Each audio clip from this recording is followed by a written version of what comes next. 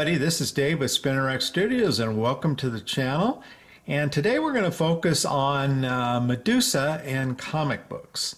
Now when you think of Medusa, you probably think of the character you see in front of you. This is Amazing Spider-Man number 62. And of course this particular Medusa is an Inhuman. And while she is somewhat similar to the Medusa from the Greek mythology, this particular Medusa, her hair kind of has a mind of its own, so to speak, but she does not have a head of snakes, and nor does she possess the power to turn people into stone. And while she may be the best known Medusa, this is not the Medusa we're going to talk about. We are going to focus on the Medusa from Greek mythology. And here in front of you, you see Supergirl number 8. And right off the bat, I think you could admit what a great cover this is. It shows Supergirl obviously with the head of snakes, and she's been turned into Medusa.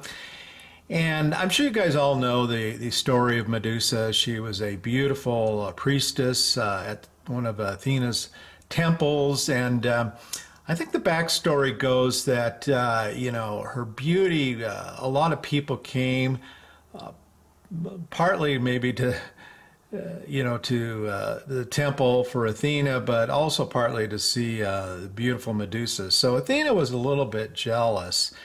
And of course, Athena kind of had a thing going, a grudge with Poseidon. And as the story goes, Poseidon came to the temple and seduced, maybe even pushed himself upon Medusa, but they had relations at the temple, and Athena really couldn't do much against Poseidon, I guess, because of his powers, but so she took it out on poor Medusa and turned her, of course, into the Medusa that we all know, with the head of hair of snakes and the power to turn people into stone upon staring at them. And so this particular issue of Supergirl, it's a zany story, and it starts out with Kara Danvers. She's in college, and she's in a play. It just happens to be the story of Perseus and Medusa. And they're ending the rehearsal, and Kara is playing the part of Medusa. And there's a professor that just happens along that mentions that he has found the tomb of Medusa. And so Kara and her little guy who's the lead man of playing Perseus, who she has kind of interest in, they're leaving, and Kara spies that the professor is being beaten up by a bunch of thugs. So she goes over there and saves him. But after saving him, she notices that she's turned the thugs into stone. And as she flies away, her hair starts sprouting the typical snakes that Medusa has. And at first she's confused about what happens, but it turns out that the ghost of Medusa has inhabited her body, and if she's able to kill Supergirl in a certain amount of time, then Medusa will be able to completely take over Supergirl's body. Now, how this all occurred, how Medusa somehow is able to, as a ghost, inhabit Supergirl's body, that's not explained. It's just, you just gotta, I guess, gotta take it at its face value. But at one point, Supergirl is, well, I should say, at one point, the JLA is called in to try to capture Supergirl because she's, of course, running around turning people into stone. And I want to show you a couple scenes inside this book, and I'm going to warn, I'm hoping that Higgy Pop Comics, Higgy, I'm hoping you watching this, but if you are, I think you're going to want to turn away. You're going to want to turn your head, because at one point she's, as I mentioned, she's fighting the JLA, And there's Green Lantern and Batman. But there's Hawkman. And you can see she's got something wrapped around her head, but as she's tussling with Hawkman, it comes off and the snakes come out. And Higgy, turn your head now, because I'm sorry to say that Hawkman is turned into stone, and there he goes plummeting down. But this issue, it ends up basically, she figures out what's happening to her. And the boyfriend, the guy who's playing Perseus, once again, somehow, magically, without any explanation, he actually becomes Perseus. And long story short, they go to the tomb of Medusa that the professor had found, and they destroy the Medusa in this tomb and release Supergirl back to her natural state. But yeah, anyway, it's quite a story, but entertaining and great art, and what a great cover.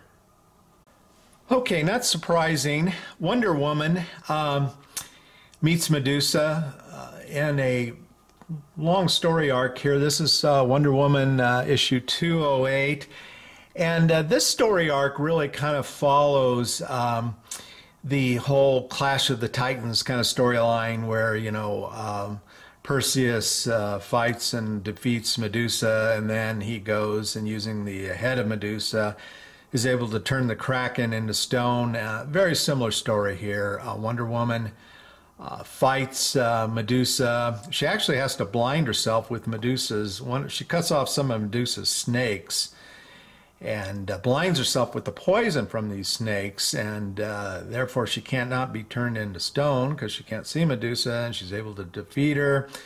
And then she goes and defeats a Kraken-like creature that's the herald of, or the champion of Zeus, and is able to defeat that creature in the same manner by turning it into stone using the decapitated head of Medusa. But it's got some really great covers here using the Medusa theme.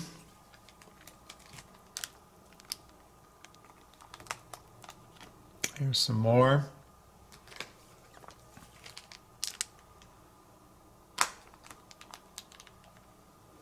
And there she is with the decapitated head of Medusa.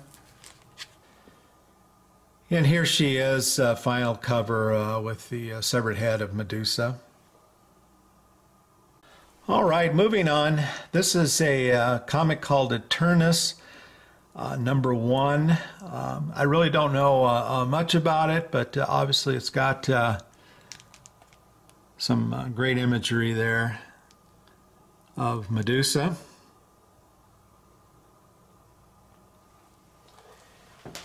And next, this is an issue of Conan, 139, and Higgy, I have to apologize once again.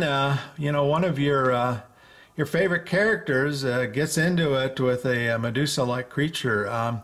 This particular creature, she doesn't turn people into stone, but she kind of spits out this fiery-looking liquid at them, and it starts to turn them into a kind of a snake, a reptilian snake. But Conan in this issue defeats her. The creature is quite big. It's a big snake, basically, and Conan jumps inside her, into her mouth and down into her gullet, and then defeats her from inside.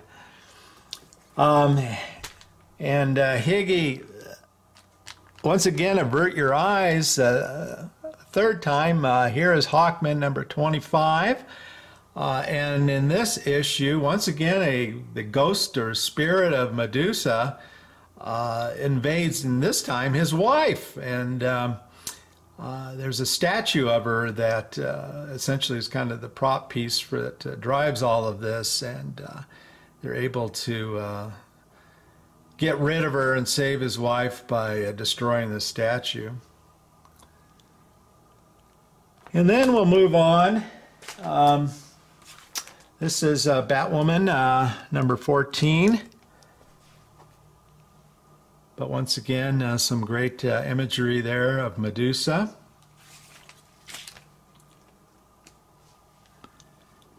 Here is Weird War Tales. This is issue 112. Yet more great Medusa imagery. And then next is, this is a big one. This is Planet Comics, issue number 41. And here we have, once again, a woman in red in bondage. And when I first saw this cover, I was looking at it, God, that is an ugly Medusa, because, you know, usually Medusa, her face at least, is quite often very pretty. And then I kind of started looking at the cover a little bit more, and I realized that this is actually Medusa Men from Mars. So yeah, that's a kind of a different take on Medusa. It's a guy there. But what a fantastic Medusa cover. I'm getting a little bit of glare there. Let me see if I can get rid of that. So I guess if you're collecting Medusa covers, this is a prize. And then finally, I want to end with this recent Wonder Woman. This is Wonder Woman Evolution number 7. Comic book from the last few years. This is a variant cover of this particular issue done by Gary Frank, and I've shown this before, but you know, Medusa doesn't fare very well against Wonder Woman. And here is right after the battle, and Wonder Woman is victorious. And the special thing about this particular cover is that I do have the original art to it, and let me see if I can get this to come all the way in. I'm going to move the camera back a little bit. So yeah, here's Gary's great cover, just a fantastic drawing. You've heard me laud the abilities of Gary Frank. He's just an excellent artist. And I really like this cover for a number of reasons. I mean, first of all, just the imagery of Wonder Woman, you know, having defeated Medusa, and you know, you've got her body in back there, and then, of course, the severed head. But Wonder Woman, and you can tell she's been in a battle. She's got cuts and all. There's some blood and gore dripping off the blade. But I love her portrait.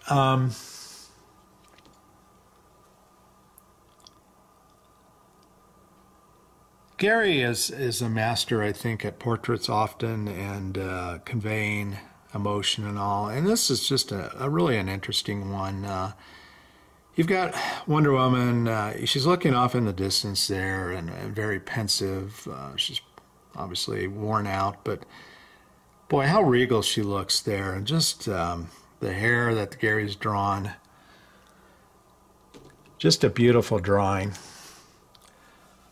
All right, guys. Well, anyway, there it is. There's a kind of a short tour of Medusa in some comic books. I think Medusa is one of the more interesting characters in the Greek mythology, you know, and kind of one of those stories that, you know, she's become a monster, but as I mentioned, you know, she didn't ask for this, and you know, kind of unfairly, I think, by Athena, was due to jealousy and rage by Athena, was turned into this creature that became a monster.